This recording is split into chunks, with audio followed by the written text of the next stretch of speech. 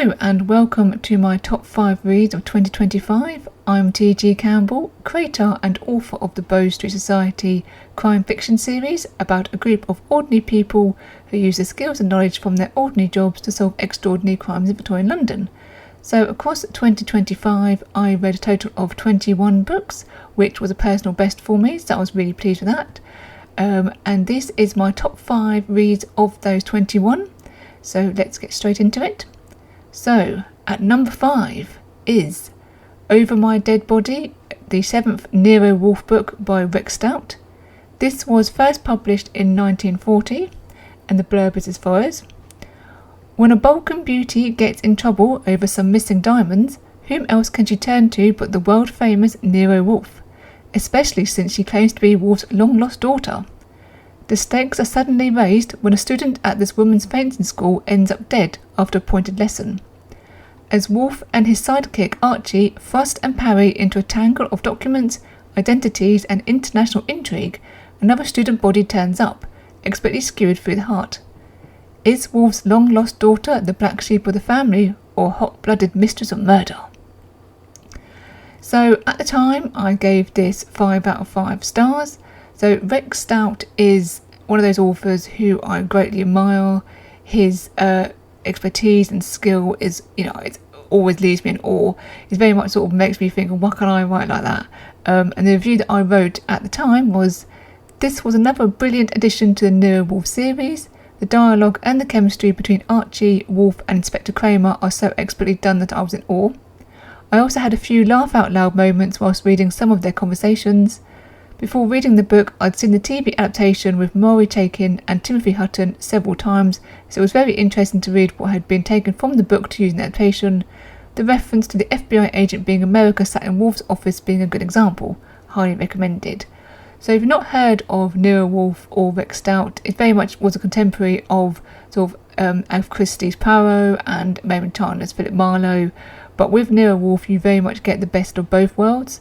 So in Nero Wolfe you get the cerebral sort of detective like Hercule Poirot who uses his genius. He's quite a bit of an eccentric, so he has certain times of the day where he'll go to his orchid rooms and also certain times of the day where he'll dine. He'll never discuss business while dining. He very rarely leaves the house, so he basically has to have the police and the suspects come to him. Whereas Archie is sort of his assistant, his confidential secretary, but also he's very much sort of that Philip Marlowe type hard-boiled sort of character. So he'll go out and investigate on behalf of Wolfe, he'll question suspects and victims, and he'll report back to Wolfe his findings, and basically Wolfe essentially solve the case from his armchair. But the dynamic between Wolfe and Archie is really interesting, so the chemistry between them two and Inspector Kramer can be very humorous at times, and it's just a brilliant book, brilliant series. There's currently over 40 titles in the series and I'm only on book 8, so I really can't wait to read more of these 2026. In spot 4 of my top 5 reads of 2025 is Bad Blood, which is the first in the Logan Bishop thriller series, and that was written by Luke Deckard. That was first published in 2024, and the blurb for that is as follows. London 1922. American expat Logan Bishop, suffering from shell shock and an addiction to morphine, is working as a private investigator. When Logan's father, Reverend Daniel Bishop, arrives from Chicago, desperate to see his son, Logan wants nothing to do with him. That is, until his father is brutally attacked. Daniel begs his son to find Greta Matos, a Bolshevik woman with an unknown connection to his father in Edinburgh before she is murdered. Before Logan can learn more, his father slips into a coma. Logan takes the first train to Edinburgh. The journey proves far from routine, however, and 2 mysterious men follow the investigator out of Waverley Station. Logan soon discovers that Greta is missing and her son Peter is wanted for murder. The case begins to take a darker and deadlier turn than he ever imagined. As Edinburgh police suspect Logan of keeping information from them, the pressure to find Greta and her son increases. Secrets and lies are exposed as Logan clashes with Chicago gangsters, the authorities, and Edinburgh's elite to expose the truth behind the woman's disappearance. So at the time I gave this again 5 out of 5 stars, and my review was as follows. One of my all-time favourite authors is Raymond Chandler. I and one of my all-time favourite movie genres is film noir. This book definitely has elements of both hard-boiled detective fiction and film noir. I found the idea of having an American PI in London and then Edinburgh a particularly interesting combination. This is a great read with lots of twists, thrills, action and emotion. I'll definitely be looking for more by this author. Recommended. So that very much was what drew me into this book, was this concept of having an American private investigator dropped into post-war London and then into Edinburgh. Very much he does acknowledge the fact that he is an alien and he's an outsider because of that. He also is very flawed. He has his own issues, as it says, he is suffering from shell shock and he does have quite a severe morphine addiction. But that being said, though, he is a survivor. He's also very intelligent, and you think that the book is going to end one way and it really doesn't. So highly recommend this book. I very, very much enjoyed it, and I will be looking out for more books by Luc Deckard in the new year. So third on my list of top 5 reads of 2025 is The Midnight Man by Julie Anderson. This is the first in the Clapham trilogy, and it was first published in 2024. Again, I'll read the blurb. So the blurb goes as follows. Winter 1946. One cold dark night, as a devastated London shivers through the transition to a post-war life, a young nurse goes missing from the South London Hospital for Women and Children. Her body is discovered hours later behind a locked door. 2 women from the hospital join forces to investigate the case. Determined not to return to the futures laid out for them before the war, the unlikely sleuths must face their own demons and dilemmas as they pursue the Midnight Man. Dun dun dun. So again, I gave this book 5 out of 5 stars, and my review was as follows. I was absolutely gripped from beginning to end. I reached 62% and then had to read to the end in one sitting to find out what happened. The characters were engaging, the SLH setting was interesting, and the mystery was both intriguing and gripping with lots of twists and turns. I'll definitely be adding the sequel, A Death in the Afternoon, to my to-be-read pile, as Julie Anderson has easily become one of my shut up and take my money authors. Highly recommended. So for those who live in Clapham or live in London, they will recognise some of the locations which Julie actually uses in the book. It's very well researched, both for the setting and for the post-war Britain. The characters are very engaging, the characterisation is brilliant. As I say, it's very atmospheric. When she's describing the cold, you feel the cold, and when it gets to the scenes below ground, you definitely get the feeling of being claustrophobic and the atmosphere that goes with that. I don't want to give out too many spoilers, but it is a very, very well paced and very well written book, and also it's got a lot of strong female figureheads within the South London Hospital for Women and Children. Very much sort of shows you sort of how hospitals operated before the NHS was really sort of established. So that's really interesting. These women are sort of very much trailblazers at the time, and it's just a really overall really enjoyable book. So I'll definitely be reading the sequel to that in the new year.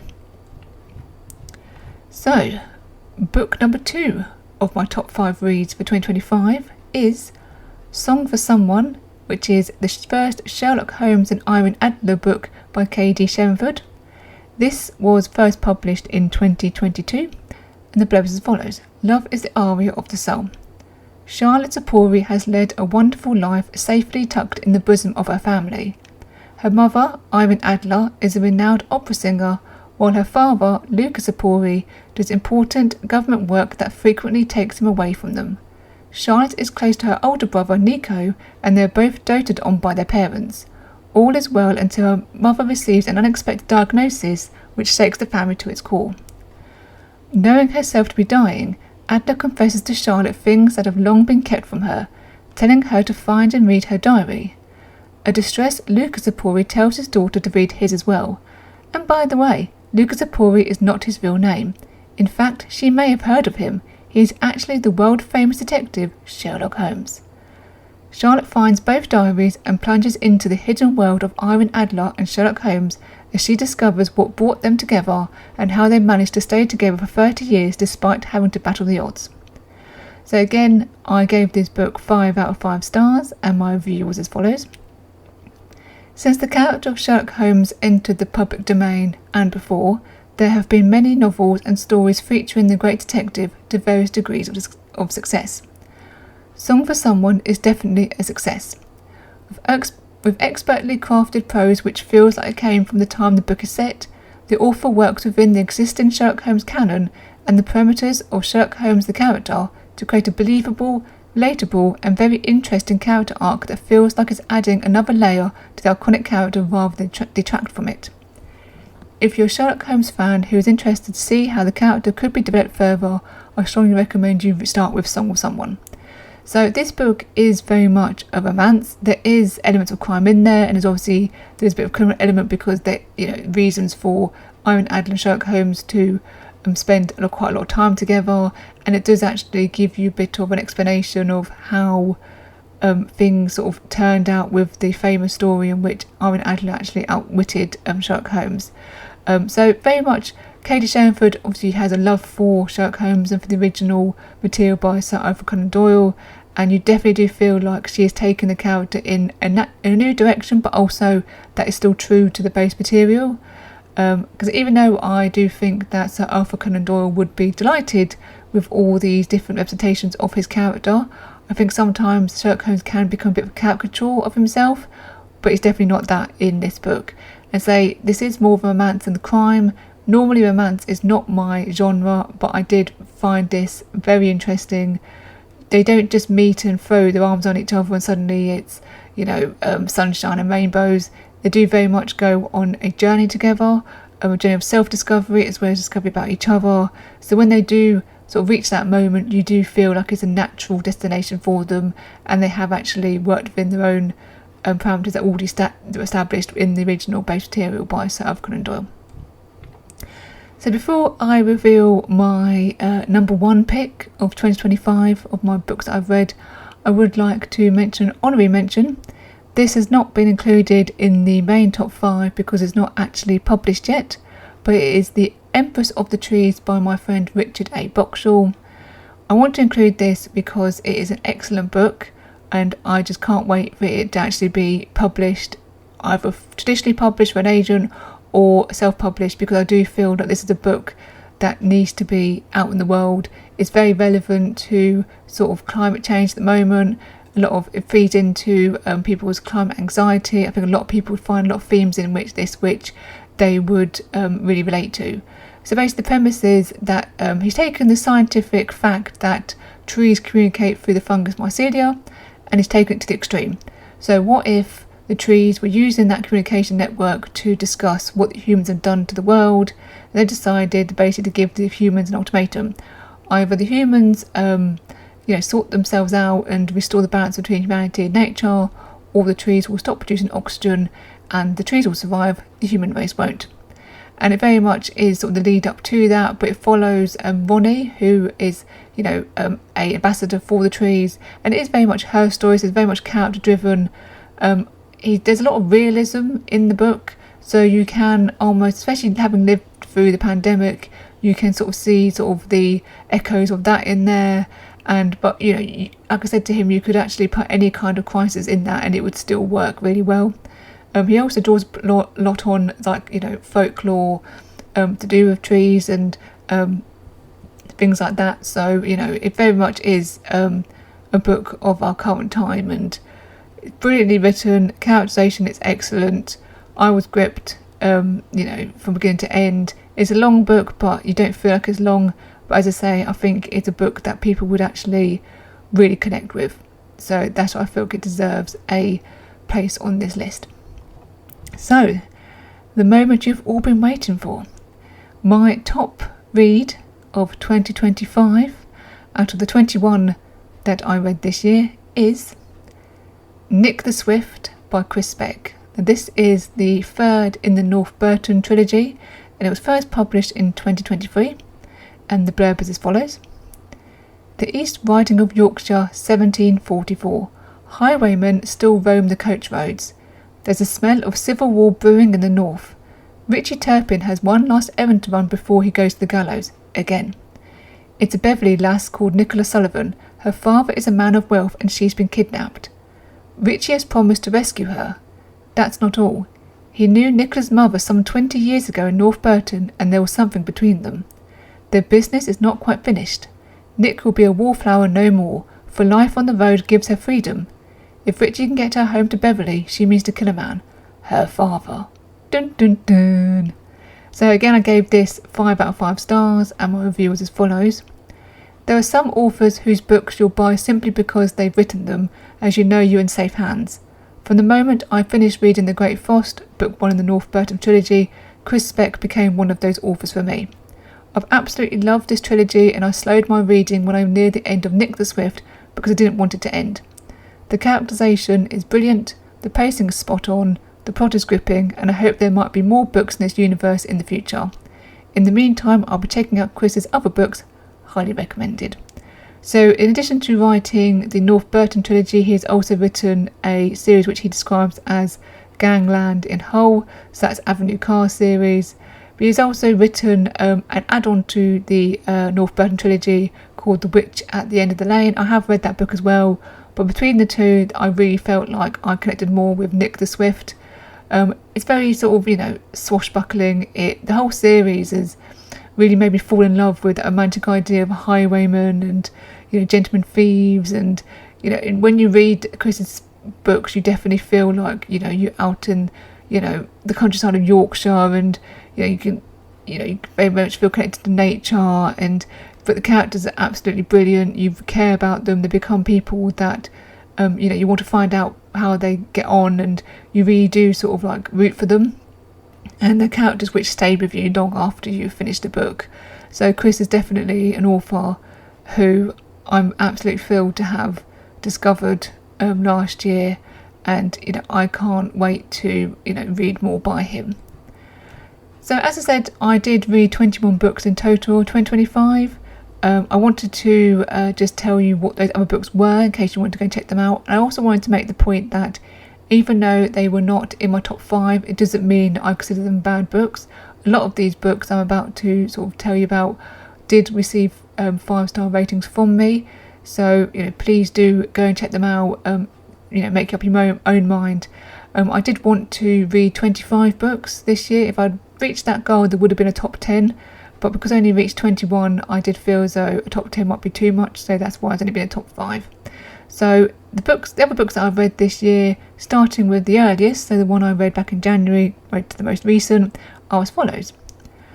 The Most Maligned Women in History by Samantha Morris. This is a non-fiction book which has each chapter is focused on a different female in history, and basically challenges the established history about that woman and the prejudices which serve to actually create a false history around that woman.